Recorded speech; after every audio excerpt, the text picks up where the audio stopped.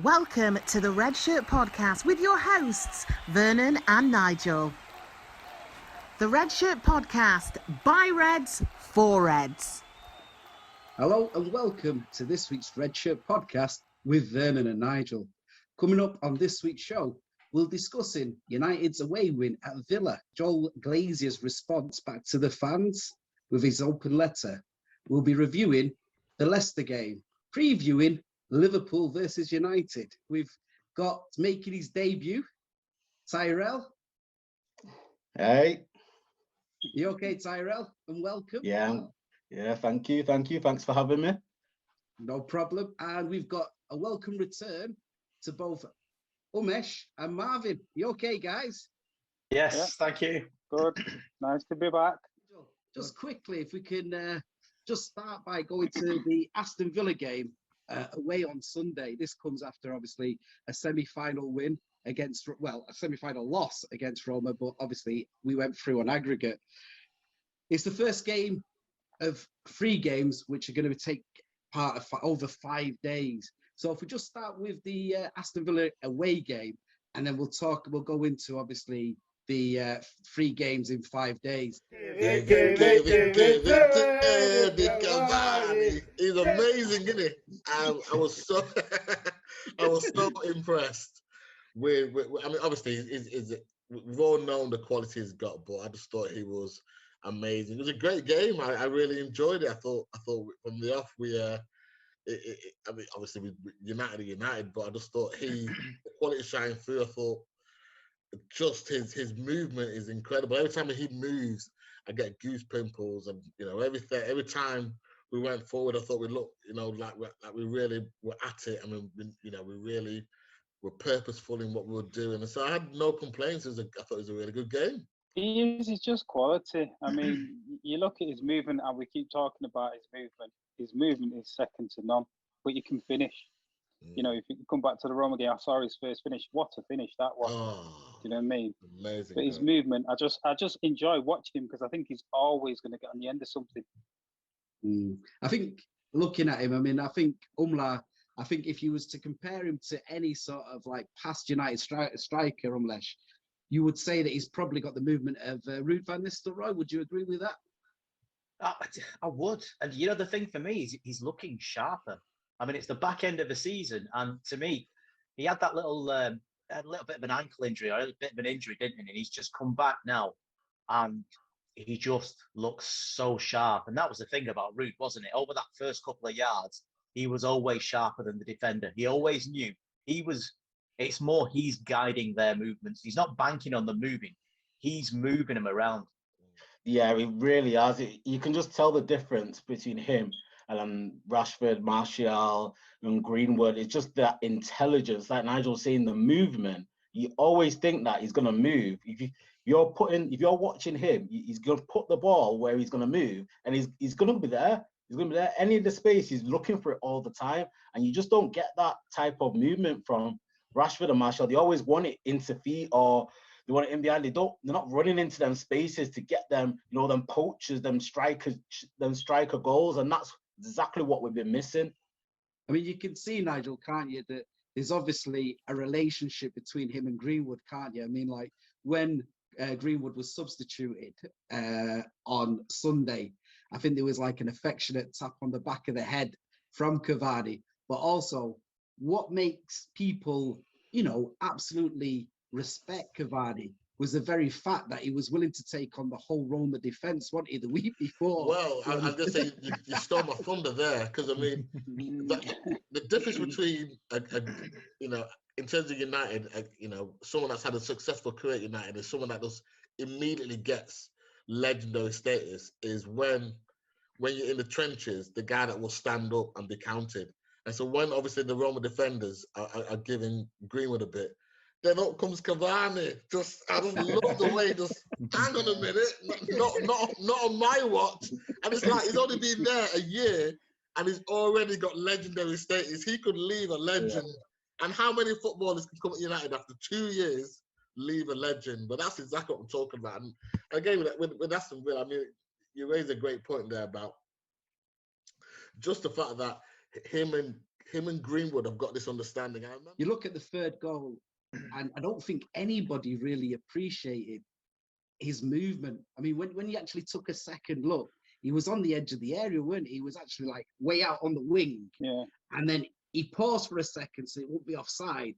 And then all of a sudden, you saw this sprint, didn't you, into the box, and he glanced it in. I mean, like Marvin, we're not seeing goals like that, are we? I mean, that was sort of like goals from 20 odd years ago, wasn't it? Those sort of, I mean, you look at like his bullet header against Spurs.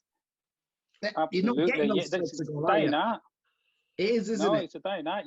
You don't see forwards scoring goals like that. You know, you look in particular. We look at our centre forwards, should we say, as Tyrell just said, they all want it into feet. They don't gamble. That just that little run follow up. Somebody's had a strike. Let me just follow and gamble, because you look at Cavani instinctively. That's what he does. He thinks that I'm going to get something here, and he's in there. And we've seen him do it. He's there to pop a little touch back into the back of the net and got another goal. But for me, Rashford and Greenwood most definitely could take a lot from him in that sense. And I'm hoping they're starting to pick up from him. I mean, there was one thing I really like about, we're talking about Cavani, but there's one thing I feel that goes unnoticed. It's his unwavering trust of his teammates. It's and if we go back to the Roma game and that the sixth goal that we scored, he could have easily thought, hang on a second, I'll pop it off to someone else. We'll build from where we are. He looked up, absolute trust in Greenwood's ability to get onto the end of that and do something with it. And I think that's been missing at United for quite some time. There's not this cohesive trust between every single player. Sometimes you look at them and you think, I don't quite trust that guy's ability. I don't quite trust that we can defend. I don't quite trust that this midfielder is going to move the ball on and recycle it in the way that it should do. And he kind of is like, no, that's not how we do it. We play football this way. I'm going to trust you to do your job, and you damn well better do it. I'd just like to sort of like review their goal, if we can, because there's two players, obviously, that I wanted to point out with their first goal, which is Fred and Lindelof. So, Tyrell, I'm going to give you the floor now. I want to dissect Fred. Look at Nigel. Dissect him. Why is he in the team? I don't get it. you know what? Sometimes he can put in work. He runs about. He has the energy, but overall, I can't fathom why we are still relying on Fred. I can't. He gives the ball away too much, and I just don't. You have no confidence or trust in him. I have no confidence or trust in him at all. I just feel like he's not United material, man. He's not. Whoa! That's outrageous. Nigel's gonna have you now. But listen, every time Pogba's injured, when Pogba's injured, he's normally injured for quite a while. Yeah, it happened. But we can't every year since he's been here. And every single time Pogba goes down for his 2 months, it's Fred that has to carry the team. He's been like such an amazing, he's like the unsung hero of the team. And make no mistake, City wanted him. There's a reason why Pep wanted him, and I can see why Pep wanted him. Fred, to trick us into buying him. Fred, don't interrupt me, Tyrell. Fred, the job that he does is just incredible. He's got lots of energy. His ball play is quite good. I think the problem with Fred is the fact that he's been asked to do a job he's not meant to be doing. He's looking after the back four. I think the moment we get a proper central defender, you're going to see Fred. You're going to be apologizing to me. I'm going to click this. When we get a proper defender and that back four is solid, you watch how Fred comes alive. I think the thing that defenders are sort of judged on more are the number of mistakes that lead to goal scoring chances. And unfortunately for Lindelof, nearly every time he makes an error, it's leading to a goal scoring chance and teams are putting it away. But the thing is, I think people have worked him out. You can bully him. He can't see the flight of a ball. I have no idea why. Maybe we needed more snow this year so we could stick with the fluorescent ball and that might have helped. But I think it might have been last year. And it was a Tottenham game and they were showing him and they were talking about him saying Lindelof this, Lindelof that. And he's gone up for a header during the warm-up and completely missed it. It's right underneath it. And this is in the warm-up. If you're watching that as the opposition, you must be thinking, chuck a few over the top. He can't head it for anything. And for whatever reason, when he's trying to intercept or block a ball, he just gets his feet mixed up. He ends up looking like Bambi on ice. Yeah, I mean, Lindelof as a centre half, and I played there myself. He doesn't smell danger. He just doesn't. I don't think he's a centre half. Not by any stretch of the imagination. For me, is he a centre half? And as someone says, particularly in the English game, heading the ball as a centre half is a big part of your game. And if you can't judge the flight of the ball, you're in trouble.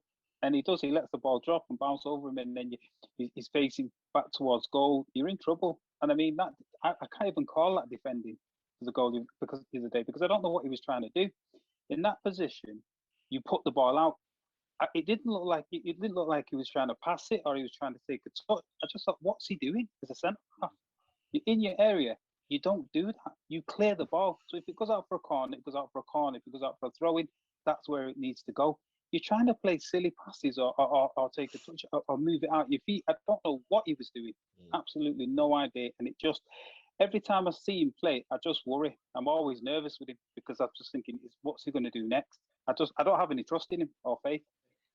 Now Cavani is fit, Greenwood's come back to form. There's an understanding between, like the both of them. And I thought that was a really, really good away win, especially after the back of sort of like going away on the Thursday night and playing Roma.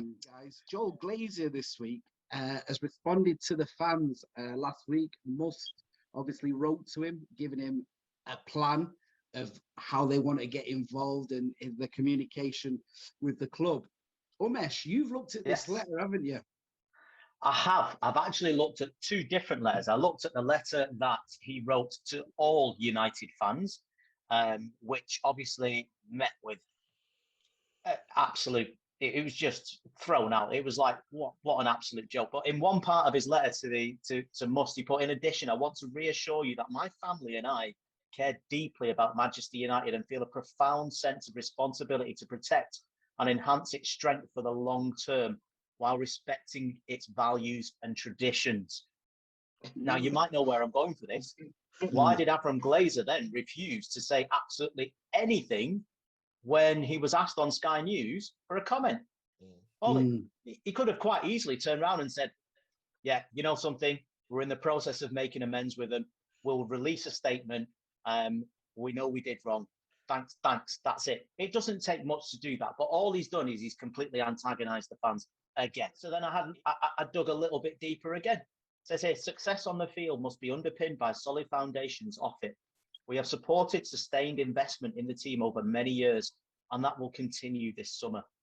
So then I started thinking about when they took over the club and have a guess at what the net spend was over a period of 8 years from 2005, the net spend. Bearing in mind that we sold Cristiano Ronaldo, and I get that, it's a world record fee. I think go on. 19 million. Wow. We're talking about Manchester United having a net spend, an average net spend of 19 million between 2005 and 2013. If that is them investing in the team, I'd hate to see it when they decided to pull the rug from the funding, because we're in a pandemic. We know funds are short. And I just thought, hang on a second, it can't get worse than that, can it? We have previously engaged with the Manchester United Supporters Trust on fan share ownership, and we want to continue and accelerate those discussions together with provisions to enhance associated fan consultation.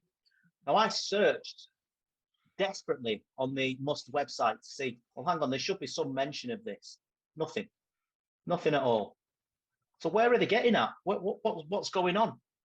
So it seems to me that they came in, and I also looked at the some of the transcript from the interview that the Glazers gave when they took over the club, and one of the things that they said is everything that we do is going to be steeped in communication. Communication is going to be the absolute key thing that we do. That was in 2005.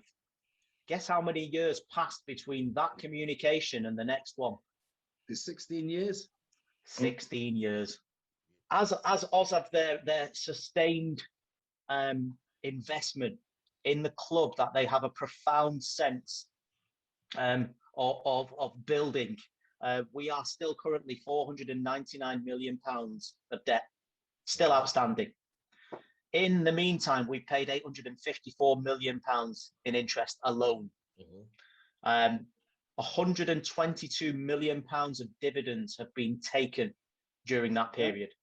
102 million have been paid in directors' fees, 29 million in personal loan fees, and 452 million pounds in share sales that they have made, where not a penny has been put back into the club. And just going back to Cristiano Ronaldo and their sustained investment in the club, we sold Cristiano Ronaldo for 80 million. And we replaced him with Gabriel Overton, Antonio Valencia, and who's the third one? Michael Owen. Michael Owen. 16 million a bit, was it, for something Valencia? like that? Yeah. I think the Overtime like a fiver. Yeah. Also, you've got to remember as well that the Ronaldo transfer, Real had to pay all up front. It was a one-off payment. It was never staggered. And it was just. So that's a grand total of £1.5 billion in terms of outgoings. Correct. £1.5 billion. And you know the one. Sorry to interrupt, because I love what you're doing, but the one that I suppose horrifies me the most is the 29 million in personal loan fees. So they're taking out personal loans, you know. Yeah. So what they did is they had 3 hedge funds, and they were all failing. And basically, from these hedge funds in America, they were basically told that if you make late payments on these hedge funds, we're going to start charging you interest, which is when they came up with the idea of leveraging Manchester United. They already owned a certain number of shares before 2005. And then they started seeing it as a cash cow. So in 2003, I think they owned something like 3% or something like that, which they then up to 27%. By the time 2005 came around, it was up to like 76%. And then they came up with the bid to take over. And it was Ed Woodward, who obviously, masterminded it. He's like, hang on a second. I know how you can pay off your hedge funds, leverage all of the debt against this absolute money-making machine, which is Manchester United, and the rest of us get told to stick it. And it's just not on.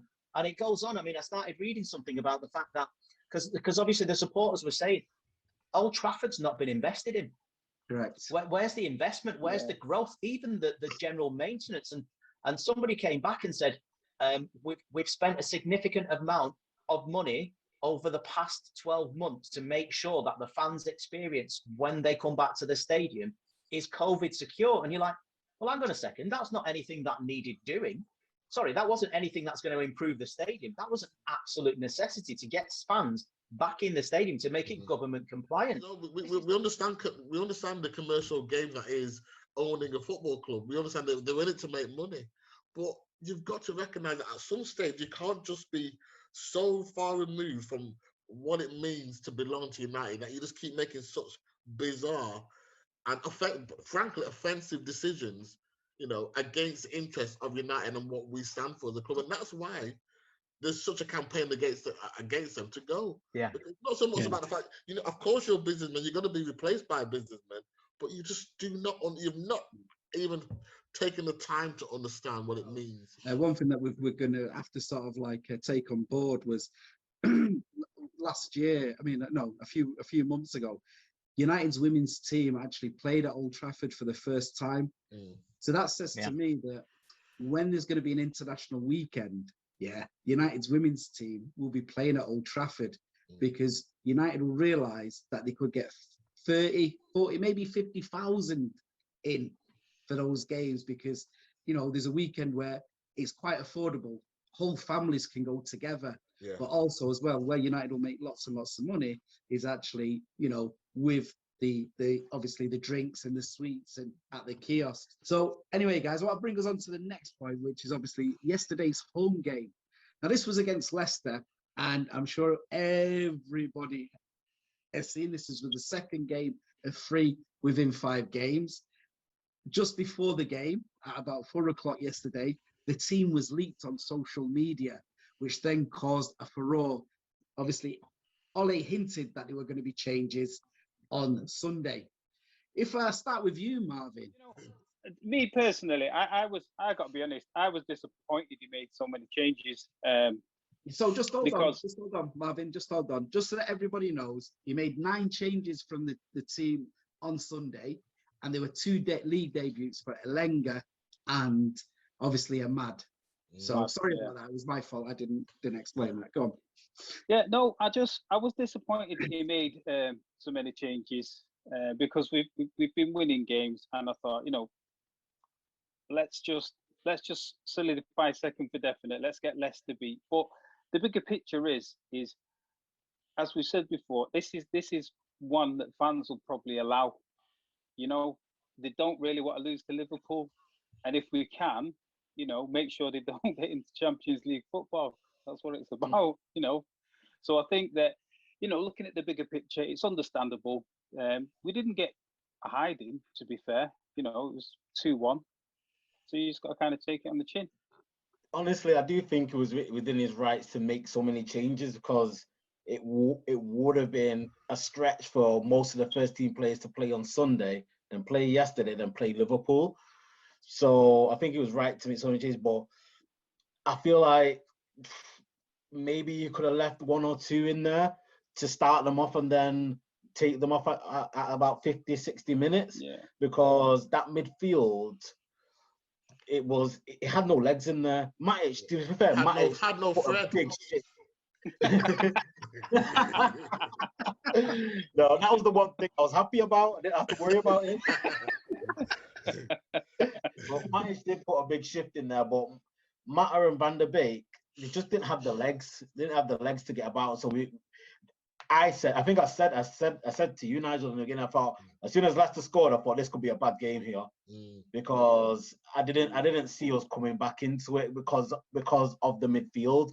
But credit to them, they dug down, and we were unlucky. To be fair, I thought it was going to finish a draw. But if Rashford would have stuck with his man, it might have just finished 1-1. So they put a good shift in. What can I say? I'd rather beat Liverpool than beat Leicester. So I think this is actually a clever thing that Ole Gunnar Solskjaer's done, because you're right. You don't want Liverpool in the Champions League, so you save your best team. You play them on Thursday and you get them beat because you're more than capable of doing that. And Leicester and Chelsea have still got to play each other, and Leicester have also got to play Tottenham. So one way or another, Leicester and Chelsea are going to either take points off each other, or if they draw, that still cements second for us.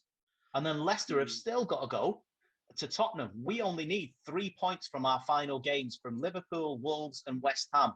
And even if Chelsea win every single game from there, they can only draw level with us, and we've got a better goal difference. So being into numbers and things like that, I certainly hope that Ollie's had his calculator out and he's done this one for me. And he's boxed it off, and he thought, I'm going to work this out because I know Umesh is on the podcast next week. This is just going to give him a little bit more fuel because he loves his numbers.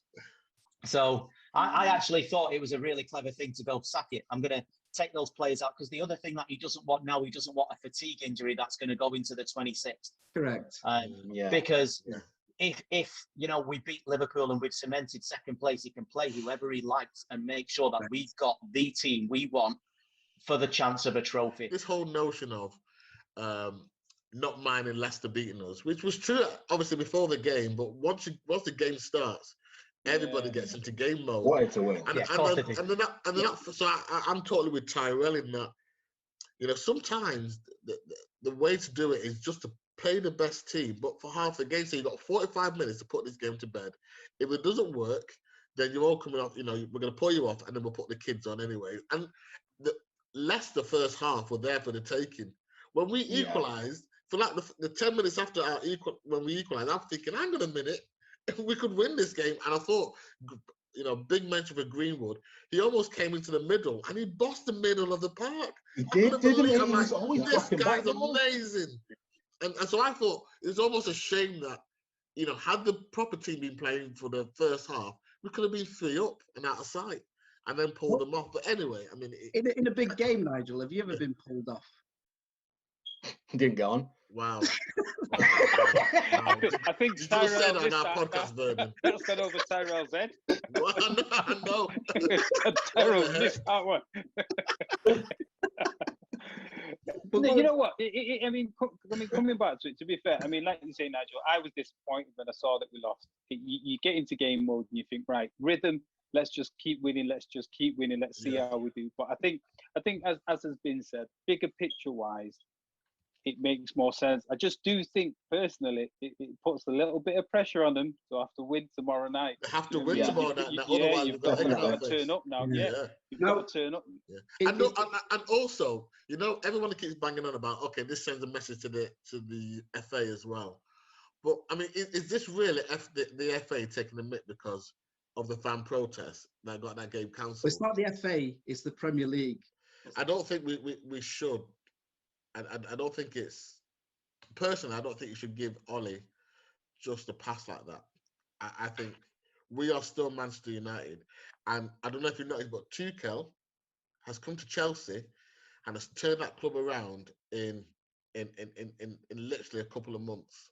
This was the point I was just about to bring. Was it? So I'm going to say, because it sound like you're giving him a pass, and I'm like, I'm not giving Ollie a pass. No. What I was going to say was, after last Wednesday's game in the Champions League, obviously, Tuchel and Chelsea went through to the final, which I think, in fairness, anybody would say that they were the better team over 2 legs. They looked the better team, and I think that on any other night, they could have got 3 or 4 goals past that Real Madrid team. But one thing that I did notice, there were huge debates on social media that night with the Ollie out brigade and the Ollie in brigade. And the fact was, should we have gone and got Tuchel when he got sacked from PSG? So I'd like to put it out there to you guys. Right. It's a funny one, really, because I think a while back, I probably would have said, yeah, let's. I think Tuchel would have been, the man that there was Tuchel and a couple of others that I thought maybe this is too big for Ollie. Do you know what I mean? I think the problem is we can get overly excited because of how they've done in the Champions League. But to be fair, who've they really played? Atletico Madrid, an aging Real Madrid side. Atletico Madrid, probably the best team they played to get to the final. So I don't think we can really judge Tuchel until he's had a full season before we start comparing him with what Ollie's done. And I think Ollie's done. I think we've got to give Ollie a little bit more credit. I've been on his back at times because of the way we've performed and some of his changes or not changes, shall we say. So personally speaking, I don't really think you can make that comparison yet. Yeah, I think Chelsea spent a lot of money and I think they've got the makings of a decent side. And probably the one thing we were missing was a manager like Tuchel. But he's done okay. This is interim. Let's see if he's still there next season. Let's see, because that's the only time I think you can really judge him. If you look at the odds for next season, City, rightly, odds on favourites. But second are Chelsea. So they've already been installed as second favourites. And it is. But I think Marvin's bang on. You need to give him a season because at the end of the day, when Lampard, do you remember when he had his first game against us? And fair enough, he lost, but they basically said he outplayed us. And they said the football that he was bringing on and this, that, and the other. And a lot of people were saying that Lampard was a way better manager than Ollie. And you can do that. And I know Tuchel's far more experienced than Lampard and Solskjaer at a higher level. I know, Ollie's been managing for like 15 years, but I just think it's going to be the same old. And you think about Roberto Di Matteo, who took over the team halfway, won the Champions League, and then got sacked. Yeah. If they win against City, and they see that, he might be there for another season, we'll see how he goes. Has he set the Premier League alight? Not really. No, not really. And that's your bread and butter. That's 38 games. And we've all said it, all of us. everybody knows you win and die by your league position, because that's a proper season. Cup competitions, particularly ones with like the Champions League, where the teams are so high and wide, and like Marvin rightly said, the Real Madrid team are collecting pensions after the game. You know, it's not a true judgment. It's a cup competition. It's a 50-50 thing. It's how you perform on the night. Since it's coming to Chelsea, that one result apart where he got beat 5-2 by West Brom, Nigel. By West Brom, Nigel. Yeah, West Brom. He's undefeated. Is beating anybody else or drawn. Apart from United. And he didn't beat us. He drew against us. Yeah. The drew against He's in the Champions League final. Yeah, so he's coming. And basically, has he ever relegated a club, by the way? Because Ollie's relegated a club. I don't think Tuchel's and the guy's coming, and he's just Lampard was doing a great job at first, but something went wrong. He lost his dressing room. Clearly, we could all see that. This guy's coming, galvanized the team. This team's playing great. And this team, I think they're going to win the Champions League final. I think they probably might. I think they're going to do it. This guy, make no mistake, is an elite manager. And this is what I mean. So Ollie, he makes us feel good. It's all fuzzy, and that's what Umesh was saying. It's all fuzzy and it's all nice. The club's happy. Everybody's got a smile on their face. United's about winning. Yeah, we've got to be ruthless, and we're not ruthless. And this guy comes in and has turned it around at Chelsea. He would come in and he would turn it around at United. So I'm not shouting Ollie out, but let's make no mistake here. This guy is an elite manager. Like Klopp is an elite manager. Pep is an elite. Pep is an elite. Don't interrupt me. Pep is an elite manager. And we're messing about saying, oh, but Ollie makes us feel good. No, you guys are there. Nigel, that's not what I'm saying at all. Oh. I understand your point. But what I am saying is that I think it's too early to judge Tuchel. I think, as Umberland pointed out rightly, a fair judge of a manager and his team for us is the Premier League. Because I got to be honest, and I'm not trying to take anything away from this year's Champions League. Yeah, it's not the Champions League we've seen. Teams aren't playing under pressure because there's no fans. It's a different animal this season. So why are we in the final? I'll tell you why we're not in the final. Because we should be in the final. I bet if Tuchel's manager, we'd be in the final. Listen to me. We're not in the final because a poor result cost us, and some of that is down to the manager, and some of that is down to the players. And I'm not talking about the PSG game or the Leipzig game, right? Istanbul. Istanbul. But what I'm saying is, at Old Trafford, we really did turn PSG over. We couldn't put the ball in the back of the net. Yeah, I would have backed us because I thought by a mile, even though we went out, we were the best team in the group. But a poor performance is what cost us, and sometimes it's just fine margins. Yeah, I'm looking at this Chelsea side, and I think they spent a lot of money. And don't get me wrong, I think they've got some decent players there. I think they've got a decent manager. But for me, let's see how he gets on in the Prem first, because it is a cup competition. Sometimes it looks with you. And this, as has been pointed out, is repetition for Chelsea. This is how they seem to flow. But anybody who turned on the TV yesterday after, City won the league, and if anybody saw celebrations, I mean, flipping heck. I mean, somebody throw that guy a quid that was playing the saxophone. I mean, that was...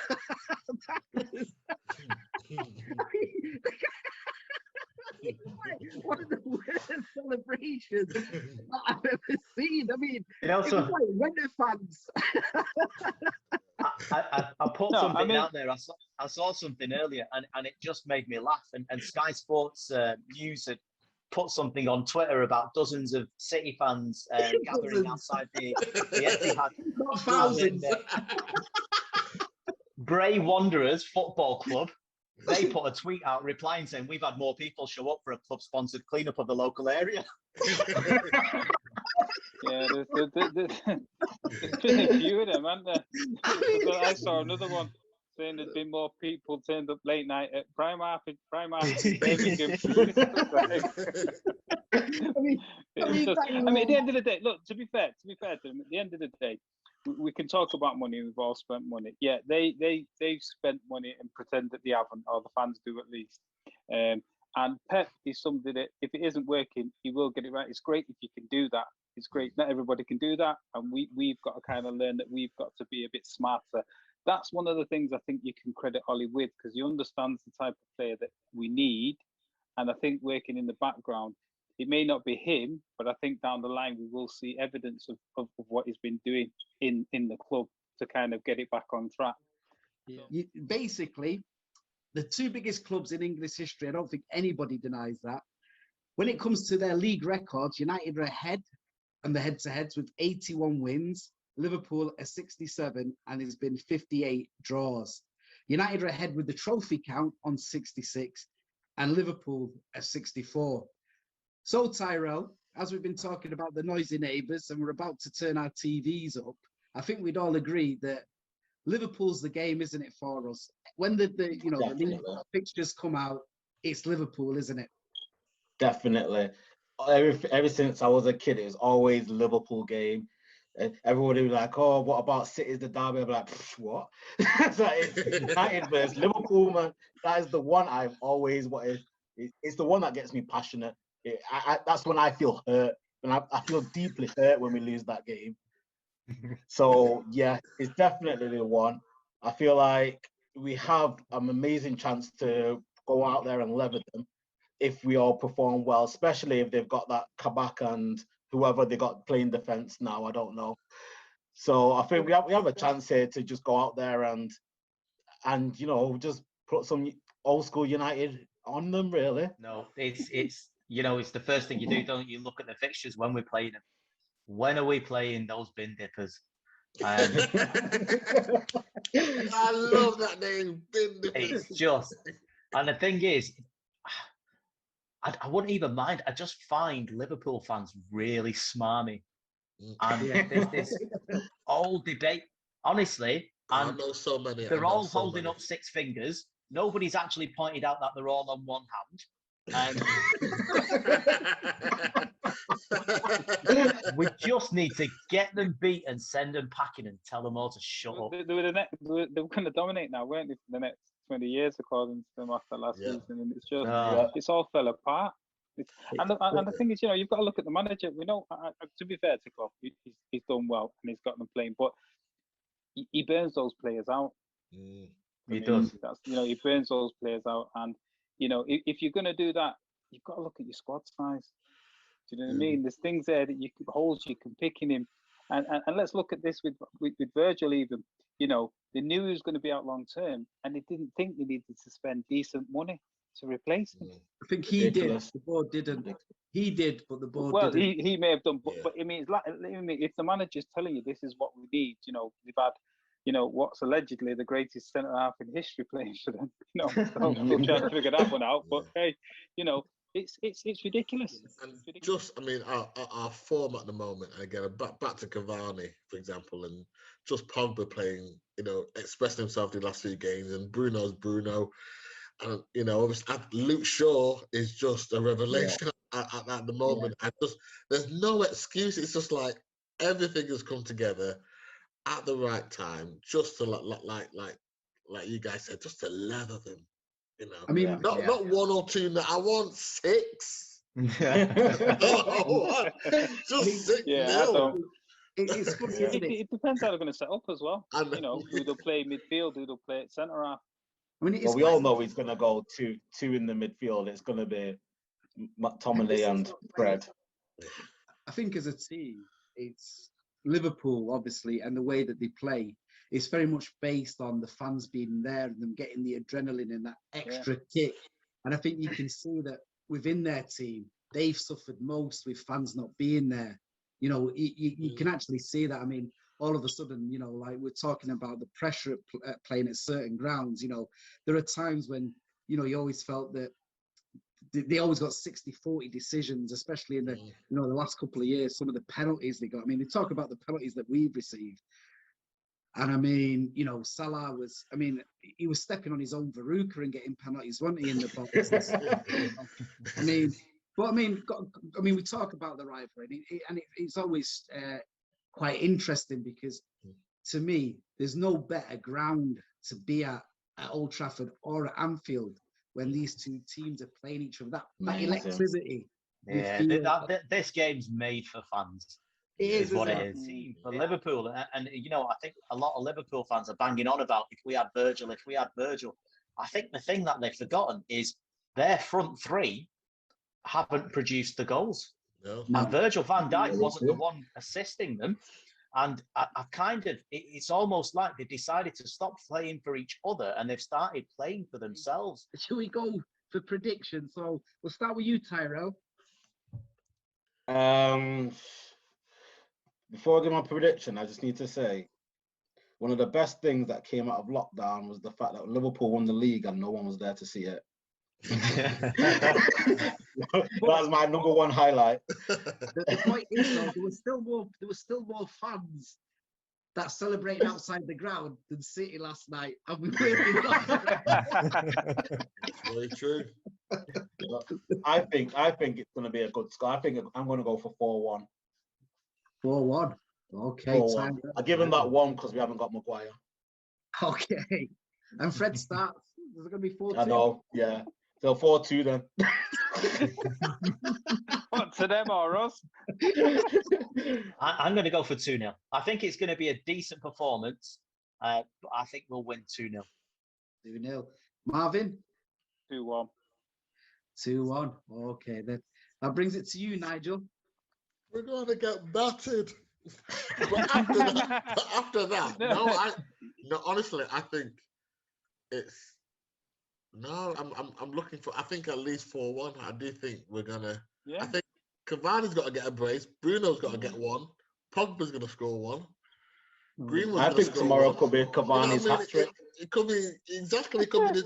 I mean, I loved his interview. You know what? After signing, where he talked about he was surprised by just the outpouring of love that he's received, and now he's began to be at United. He's beginning to understand. Actually, it's a bit different to all the other clubs. I thought. This guy can't say. He's just amazing. Anything he says just makes me love him more. I'm going to go for 2-0. I think Pogba will score, and I think Cavani will score. That's my predictions.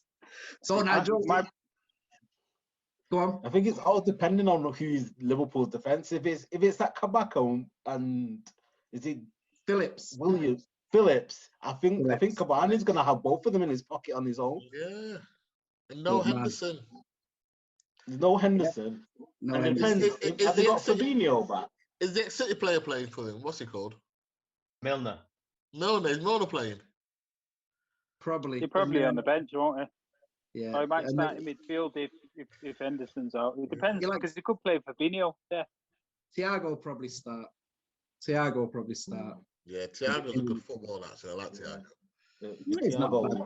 Milner and Wijnaldum, won't it? Yeah.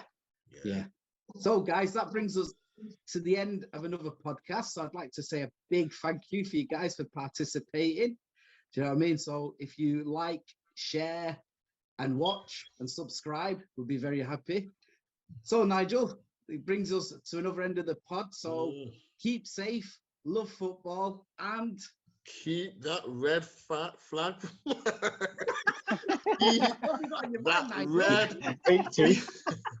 Keep that red Fred flag flying. We love Fred, man. That quote was as bad as his passes.